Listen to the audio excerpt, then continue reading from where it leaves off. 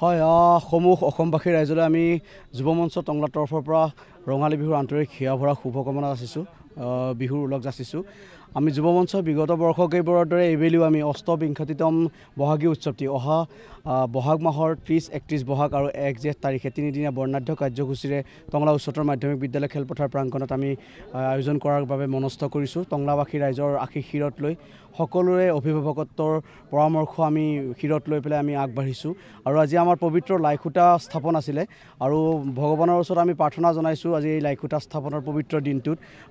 যুৱ মঞ্চৰ পৰিয়ালৰ তৰফৰ পৰা যাতে আমি সকলোৱে যাতে এই অনুষ্ঠানটি পাৰ কৰিব পাৰোঁ তিনিটা দিনৰ কাৰ্যসূচী যাতে সাফল্যমণ্ডিতভাৱে আমি যাতে পাৰ কৰিব পাৰোঁ তাৰ বাবে আমি সকলোৰে আশীষ বিচাৰিছোঁ ভগৱানৰ ওচৰত আমি প্ৰাৰ্থনা জনাইছোঁ অসমবাসী ৰাইজৰ আশীষ বিচাৰিছোঁ লগতে টংলাবাসী ৰাইজৰ জ্যেষ্ঠসকলৰ আমি অভিভাৱকত্ব প্ৰদান কৰিবৰ বাবে আমি সকলোকে আমি অনুৰোধ জনাইছোঁ তেওঁলোকে আমাক গঠনমূলক পৰামৰ্শ দিয়ক আমি কেনেধৰণে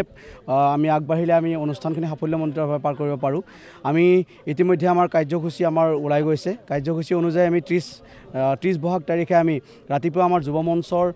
পতাকা উত্তোলন আৰু আমাৰ মাজৰ পৰা যিসকল আঁতৰি গ'ল তেখেতসকলৰ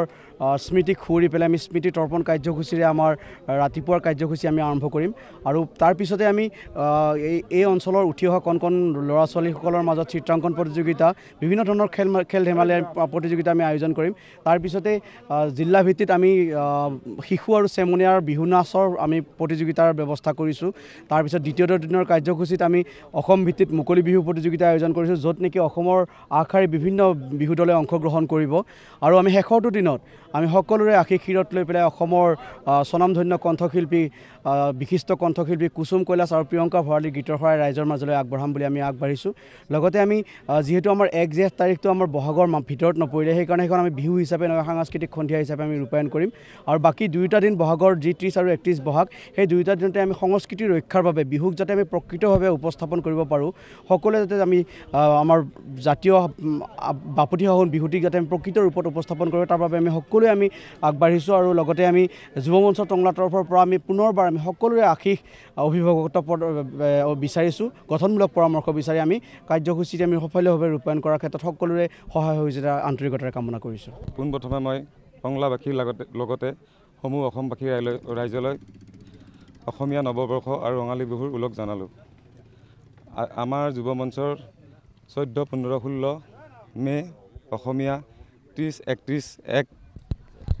বহাগ 1 জেঠ তিনিদিনীয়া বৰ্ণাঢ্য কাৰ্যসূচীৰে আমি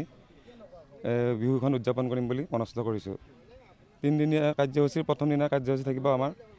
শিশু চেমনীয়া বিহু নাচ প্ৰতিযোগিতা তাৰ লগতে থাকিব আপোনাৰ চিত্ৰাংকন আৰু খেল ধেমালি অনুষ্ঠান প্ৰতিযোগিতা দ্বিতীয় দিনাৰ কাৰ্যসূচী জনগোষ্ঠীয় কৃষ্টি সমাৰোহ আৰু সদৌ অসম ভিত্তিত মুকলি বিহু প্ৰতিযোগিতা তৃতীয় দিনাৰ কাৰ্যসূচী থাকিব সাংস্কৃতিক সন্ধিয়া প্ৰিয়ংকা ভৰালী আৰু কুসুম কৈলাশৰ গীতৰ শৰাই আমি সমূহ টংলাবাসী ৰাইজৰ লগতে অসমবাসী ৰাইজৰ উপস্থিতি আন্তৰিকতাৰে কামনা কৰিলোঁ 28তম লাইগটা স্থাপন হ'ল যিকোনো খবৰৰ বাবে যোগাযোগ কৰক 7099017330 লগতে 7099017110 নম্বৰত